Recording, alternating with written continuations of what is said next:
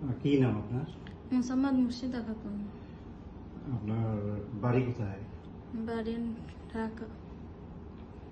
ঢাকা, নাটোর জেলা, বাংলাদেশ। আমি বাংলাদেশ থেকে সিঙ্গাপুর আসছি। সিঙ্গাপুর আমার স্বামী ছিল, সিঙ্গাপুরে মারা গেছে। তাই কাজ করতে করতে মারা যাওয়ার পর বাংলাদেশ থেকে বাংলাদেশে ফোন করে সিঙ্গাপুর থেকে লয়াররা যে আপনি টাকা পাবেন, সে টাকা নেওয়ার জন্যে আপনি একটা আমারে কোনো অনুমতি দেন, আমরা একটা করি, সেটার অনুযায়ী একটা করা হয়।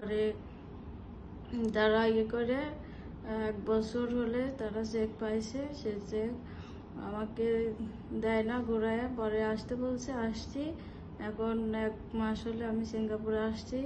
ওনারা বলেছে যে এই চেক দেবো, হ্যান ত্যান, এখন কিছুই দিচ্ছে না তারা। আমরা চলে যাচ্ছি। এখন আমার 3টে বাচ্চা আছে, তাদেরকে আমি কি করব? আমি অনেক টাকা পয়সা অনেক থেকে নিয়ে আসছি, আর তারা আমাকে এখন কিছুই বলতেছে না। এখন আমি সিঙ্গাপুরের জনগণের কাছে এটাই বিচার চাই, আমার টাকা যেভাবে হোক উদ্ধার করে দিন।